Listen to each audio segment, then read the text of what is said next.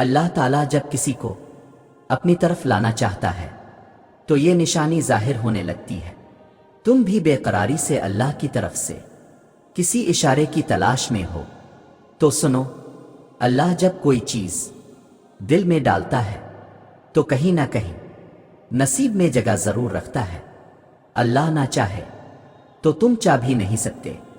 اللہ دل میں تڑپ اسی لیے پیدا کرتا ہے تاکہ تم دعا کے ذریعے اس چیز کو حاصل کرو۔ جانتے ہو اللہ تمہیں بے بسی کے مقام پہ کیوں لایا ہے؟ تاکہ تم اللہ سے رجوع کرو اور یقین سے مانگو۔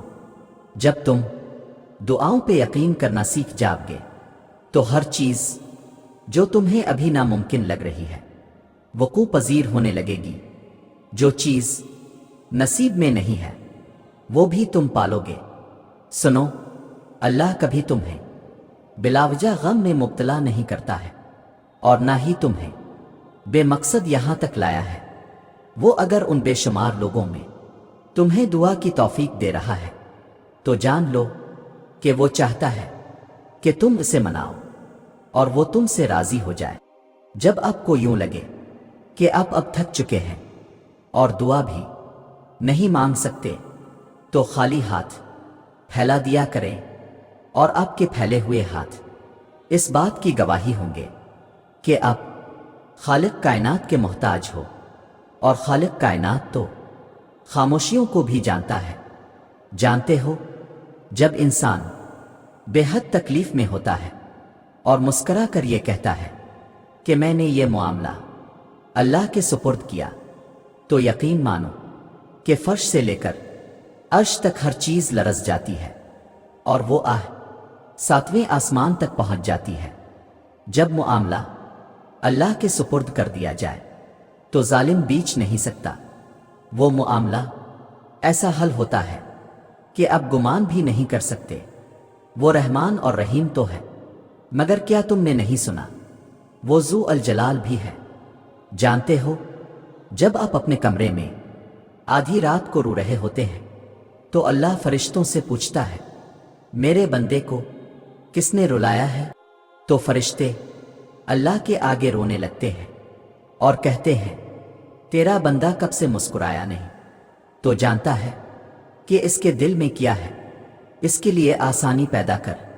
اللہ جواب دیتا ہے وہ اس چیز کے لیے رو رہا ہے جو اسے بہت پیاری تھی اور اس نے اسے کھو دیا۔ پھر اللہ فرماتا ہے کہ میرا بندہ جو چیز کھو گیا ہے میں قسم کھاتا ہوں کہ میں اس کو اس سے بھی بہترین دینے جا رہا ہوں کہ اس کو لگے گا ہی نہیں کہ اس نے کبھی کچھ کھویا ہے۔ سنو، اللہ کی طرف سے کی گئی دیر میں کتنی خیر ہے، یہ تمہیں تب سمجھ آئے گا جب یہ صبر کے اشکبار سجدے شکر کے سجدوں میں بدل جائیں گے، اور اس وقت تم کا پنپتے لبوں سے اس کے المجیب یعنی قبول کرنے والا ہونے کی گواہی دو گے۔ یہ دل اس کی محبت سے پھٹنے لگے گا اور اپنی قسمت پر تمہیں رشک آئے گا۔ اور سنو، اگر کبھی تم تھک جاؤ تو کبھی مایوس نہ ہونا، خدا سے گفتگو کرنا، سفر کی جستجو کرنا۔ یہ اکثر ہو بھی جاتا ہے کہ بندہ تھک بھی جاتا ہے، مقدر کو برا جانو گے تو یہ ہو بھی جاتا ہے، مگر تم حوصلہ رکھو، وفا کا سلسلہ رکھو، جسے خالق سمجھتے ہو بس اس سے رابطہ رکھو۔ کبھی دیکھا ہے کہ کسی ماں نے اپنے بچے کو گھپ اندھیرے میں چھوڑ دیا ہو؟ کبھی نہیں نا۔ تو پھر وہ اللہ ہے جس کی رحمت کی کوئی حد نہیں، وہ کیسے تمہیں چھوڑ سکتا ہے؟ تو پھر اس وعدے لا شریک پر یقین رکھو۔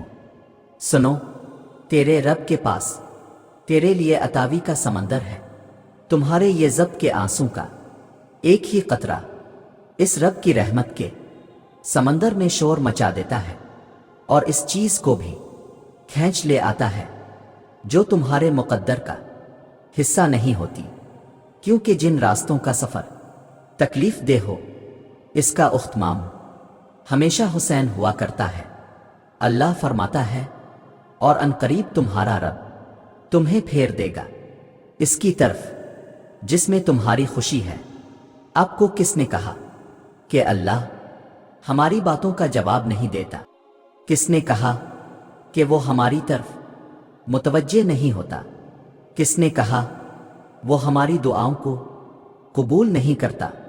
وہ تو پاک ذات ہے، اس نے وعدہ کیا ہوا ہے کہ تمہیں دے گا، تم مانگ کر تو دیکھو۔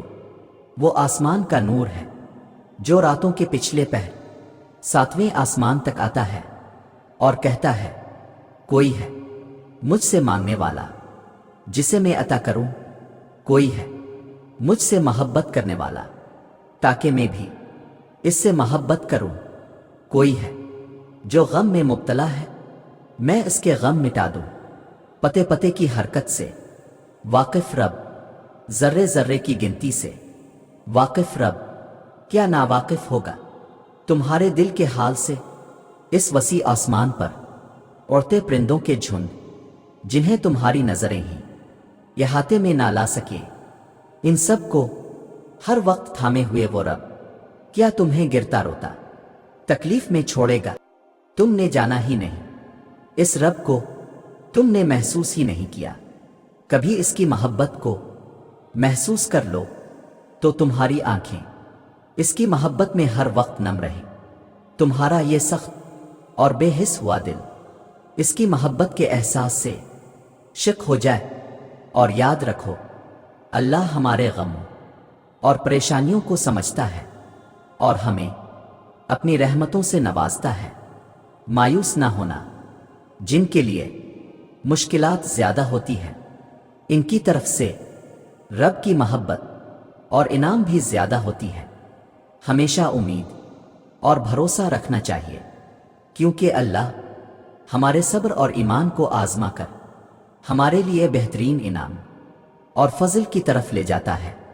اور اللہ جب کسی کو اپنی طرف لانا چاہتا ہے تو اسے کسی کے ہاتھوں ضرور توڑتا ہے تاکہ اسے احساس ہو کہ اللہ کی محبت کے علاوہ سب محبتیں جھوٹی ہیں۔ دیکھو آج اگر زندگی مشکل ہے تو کل کی آسانی کا وعدہ بھی اللہ نے کیا ہے۔